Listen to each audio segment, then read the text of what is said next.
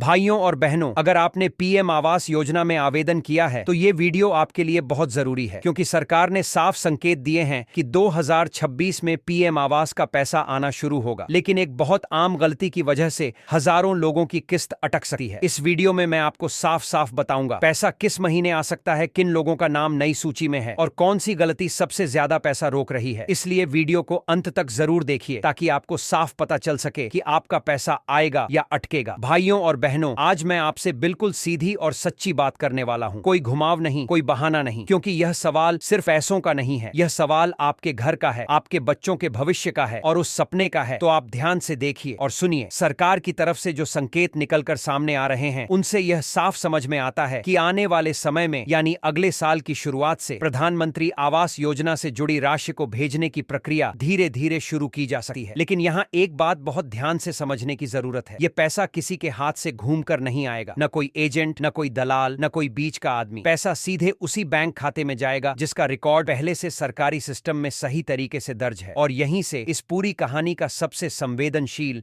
और सबसे खतरनाक मोड़ शुरू होता है। अधिकतर लोग यह मान लेते हैं कि खाता तो उनका है ही, इसलिए कोई दिक्कत नहीं होगी। लेकिन सिस्टम यह नहीं देखता कि खाता सिर्फ मौजूद है या नहीं। सिस्टम यह देखता है कि वह खाता सही हालत में है या नहीं, खाता सक्रिय है या नहीं, आधार से जुड़ा है या नहीं, केवाईसी पूरी है या नहीं। यहीं पर हजारों लोग बिना जानबूझकर कोई गलती किए भी फंस जाते हैं। उनका नाम सूची में होता है, कागज देखने में भी सही लगते हैं, फिर भी पैसा नहीं आता। व्यक्ति यही सोचता रह जाता है कि आखिर कमी कहां रह गई। अब जरा यहां ध्यान दीजिए, क्योंकि यह वही जगह है जहां सबसे ज्यादा लोग हार मान लेते हैं। असल में सरकारी सिस्टम बहुत सख्त है और भावनाओं के आधार पर नहीं चलता। अगर बैंक खाता आधार से जुड़ा नहीं है, अगर खाता लंबे समय से इस्तेमाल में नहीं है, अगर केवाईसी अधूरी है, अगर आवेदन में लिखा नाम और बैंक रिकॉर्ड में दर्ज नाम आपस में पूरी तरह मेल नहीं खाते, या फिर अगर आवेदन के समय दिया गया मोबाइल नंबर अब बंद हो चुका है या बदल गया है, तो सिस्टम बिना किसी चेतावनी के भुगतान रोक देता है। न कोई फोन आता है, न कोई पत्र, न कोई मैसेज, बस पैसा रुक जाता है और व्यक्ति इंतजार करता रह जाता है। अब बात करते हैं नई सूची की, जिसे लेकर सबसे ज्यादा भ्रम फैला हुआ है। बहुत से लोग यह पूछते फिरते हैं कि नई लिस्ट आई या नहीं। असल सच्चाई यह है कि जिन लोगों ने पहले आवेदन किया था और जिनकी स्थिति नियमों के हिसाब से सही पाई गई है, उनके नाम धीरे धीरे आगे की सूचियों में जोड़े जा रहे हैं। यह प्रक्रिया पूरे देश में एक साथ नहीं चलती, कहीं पहले होती है, कहीं बाद में। इसलिए अगर आपके आसपास किसी व्यक्ति को पहले पैसा आता दिखे और आपको नहीं, तो घबराने की जरूरत नहीं है। लेकिन इसका यह मतलब भी बिल्कुल नहीं है कि आंख बंद करके बैठे रहना सही है। यह योजना हर किसी के लिए नहीं बनाई गई है और यह बात जितनी जल्दी समझ ली जाए उतना ही अच्छा है। अगर आपके या आपके परिवार के किसी सदस्य के नाम पहले से पक्का मकान या जमीन दर्ज है, अगर परिवार में कोई सरकारी नौकरी में है, या अगर परिवार की जानकारी योजना के नियमों से मेल नहीं खाती, तो सिस्टम उसी स्तर पर आपको बाहर कर देता है। बहुत से लोग इसी वजह से परेशान रहते हैं कि सब कुछ सही होने के बावजूद पैसा क्यों नहीं आया, जबकि असली वजह पात्रता से जुड़ी होती है जिसे वे समझ ही नहीं पाते। अब सवाल उठता है कि आखिर करना क्या चाहिए। सबसे पहली और सबसे जरूरी बात यह है कि अपने बैंक खाते की स्थिति खुद जाकर जांचें, किसी और के भरोसे न रहें। यह देखना जरूरी है कि खाता चालू है या नहीं, आधार से जुड़ा है या नहीं और केवाईसी पूरी है या नहीं। दूसरी अहम बात यह है कि आवेदन में जो मोबाइल नंबर दिया गया था वही नंबर अभी भी चालू हालत में होना चाहिए, क्योंकि ज्यादातर जरूरी सूचनाएं उसी नंबर पर आती हैं। तीसरी और सबसे अहम बात यह है कि अपने सभी दस्तावेजों को आपस में मिलाकर देखें। नाम, जन्म तिथि, पहचान से जुड़ी जानकारी हर जगह एक जैसी होनी चाहिए, क्योंकि सरकारी सिस्टम भावनाओं से नहीं बल्कि रिकॉर्ड से चलता है। यहाँ एक बहुत बड़ी गलतफहमी को तोड़ना जरूरी है। कई लोग यह मान लेते हैं कि एक बार नाम सूची में आ गया तो अब सब कुछ अपने आप हो जाएगा, जबकि सच्चाई यह है कि असली प्रक्रिया वहीं से शुरू होती है। हर चरण पर सिस्टम दोबारा जांच करता है। अगर किसी भी स्तर पर गड़बड़ी मिलती है तो अगली किस्त का रास्ता वहीं रुक जाता है। तब व्यक्ति यही सोचता रह जाता है कि पहली बार तो सब ठीक था, अब अचानक क्या हो गया। अब उन लोगों की बात करें जिनके बैंक खाते में पहले से ही कोई तकनीकी समस्या चल रही होती है। खाता लंबे समय से इस्तेमाल में नहीं आया होता, बैंक ने उसे सीमित कर दिया होता है, या रिकॉर्ड पूरी तरह साफ नहीं होता। ऐसे मामलों में कई बार पैसा भेजा तो जाता है लेकिन सफल नहीं हो पाता और लाभार्थी को यह पता ही नहीं चलता कि असली दिक्कत कहां है। वह सिर्फ इंतजार करता रहता है। इसी वजह से बार बार यह कहा जा रहा है कि बैंक शाखा से खुद संपर्क करना बहुत जरूरी है। यह छोटा सा कदम महीनों की देरी से बचा सकता है। अब गांव और दूर दराज के इलाकों की सच्चाई को भी समझना जरूरी है। वहां जानकारी की कमी सबसे बड़ी रुकावट बन जाती है। सही समय पर खबर नहीं मिल पाती, नेटवर्क की समस्या रहती है, बैंक और सरकारी दफ्तर तक पहुंचना आसान नहीं होता। इसी वजह से कई योग्य लोग सिर्फ इसलिए पीछे रह जाते हैं क्योंकि उन्हें सही जानकारी सही वक्त पर नहीं मिल पाती। इसलिए अगर आपके पास सही जानकारी है तो तो उसे दूसरों तक पहुंचाना भी उतना ही जरूरी है। कई बार एक सही बात किसी पूरे परिवार की दिशा बदल देती है। एक और बात है जिस पर लोग अक्सर ध्यान नहीं देते, यह योजना सिर्फ एक व्यक्ति को देकर तय नहीं होती, बल्कि पूरे परिवार की स्थिति देखी जाती है। अगर परिवार के किसी सदस्य के नाम कोई संपत्ति दर्ज है तो वह जांच में सामने आ सकती है। बहुत से लोग यह सोचकर निश्चिंत रहते हैं कि घर उनके नाम पर नहीं है, इसलिए कोई समस्या नहीं होगी, लेकिन जांच परिवार के आधार पर होती है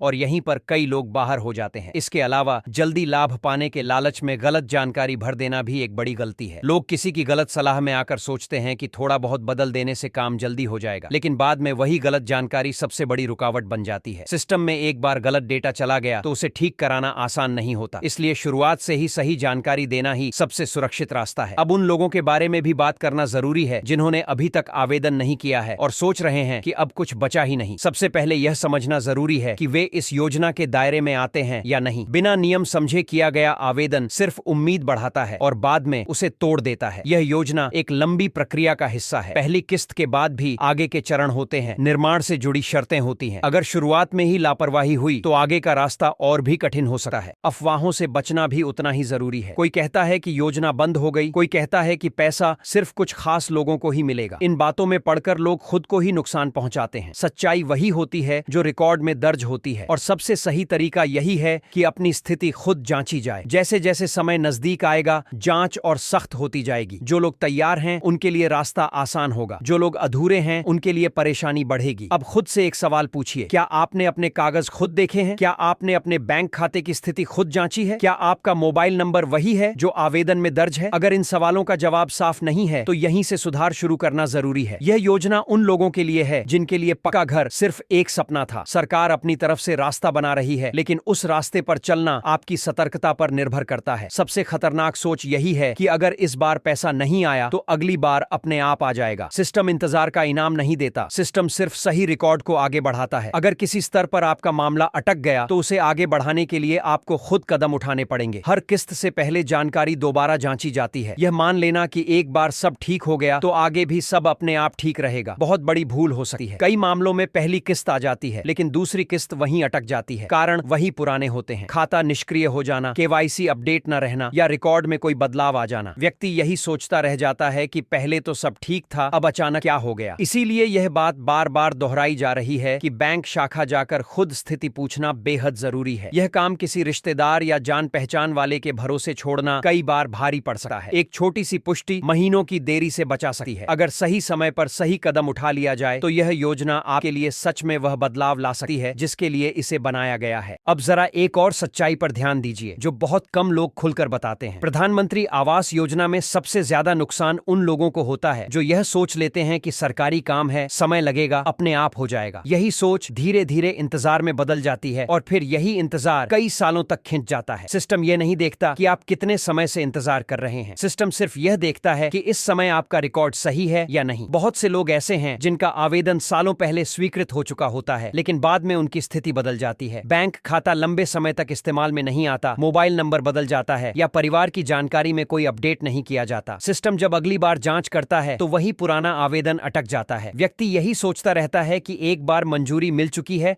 अब दोबारा क्या देखेंगे। लेकिन सच्चाई यह है कि हर किस्त से पहले दोबारा जांच होती है। अब यहाँ एक और बात समझना बहुत जरूरी है, यह योजना सिर्फ कागजों पर नहीं चलती बल्कि जमीनी हालात से भी जुड़ी होती है। कई मामलों में यह भी देखा गया है कि निर्माण की स्थिति ठीक से अपडेट नहीं की गई। किसी ने पहली किस्त मिलने के बाद काम शुरू किया लेकिन उसकी जानकारी सिस्टम में सही समय पर नहीं पहुंची। ऐसे मामलों में अगली किस्त अपने आप रुक जाती है और व्यक्ति समझ ही नहीं पाता कि गलती कहां हुई।